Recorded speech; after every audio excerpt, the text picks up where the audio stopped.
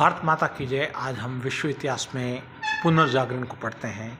पुनर्जागरण में ऐसा है कि इटली में फ्लोरेंस नगर में से माना जाता है इसका प्रारंभ, और इटली के महान कवि दाते का पुनर्जागरण का अग्रदूत कहा जाता है।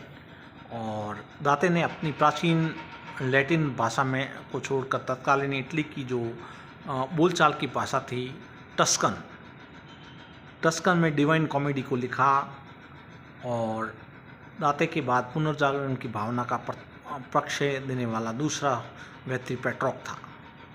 पेट्रोक को मानवतावाद का संस्थापक माना जाता है। वह इटली का निवासी था।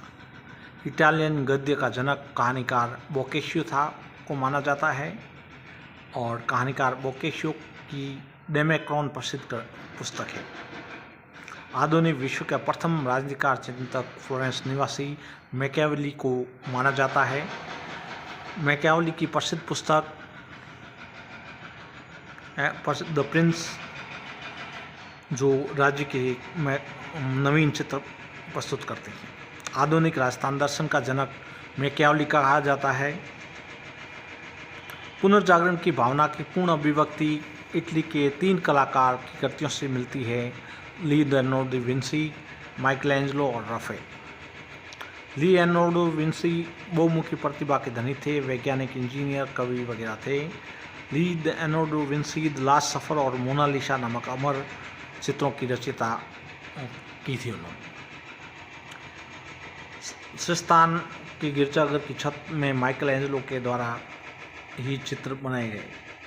राफेल भी इटली का एक चित्रकार था। इसकी सर्वश्रेष्ठ कृति जीसस क्राइस्ट की माता मैडोना का चित्र था।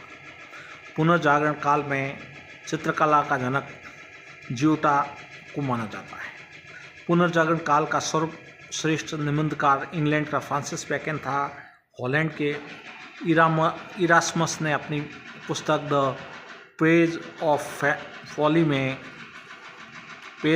में यूटोपिया को आदर्श समाज का चित्र प्रस्तुत किया।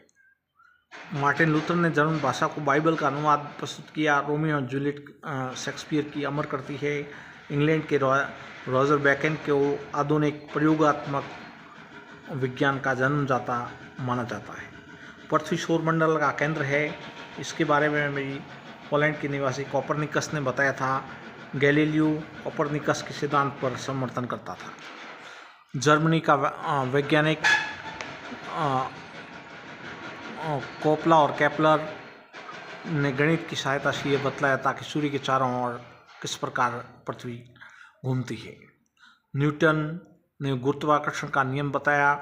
धर्म सुधार आंदोलन का प्रवर्तक मार्टिन लूथर था, जो जर्मनी का रहने वाला था। इसने बाइबल का अनुवाद जर्मन भाषा में किया था। और जॉन विक्लिफ को धर्म सुधार आंदोलन का प्राप्तकालीन तारा कहा जाता है। विक्लिफ को इसके अनुयायी लेलार्ड्स थे। अमेरिका की खोज क्रिस्टोफर कोलंबस ने की थी। अमेरिगो वेस्पुसो इटली के नाम से अमेरिका का नाम अमेरिका पड़ा। प्रशांत महासागर का नामकरण स्पेन निवासी मैगलन ने किया। समुद्री मार्ग से संपूर्ण विश्व का चक्कर लगाने वाला प्रथम व्यक्ति मैगलन था। जय हिंद, जय भारत। आप इटली के पुनर्जागरण को अच्छी तरीके से याद करें। जय हिंद, जय भारत।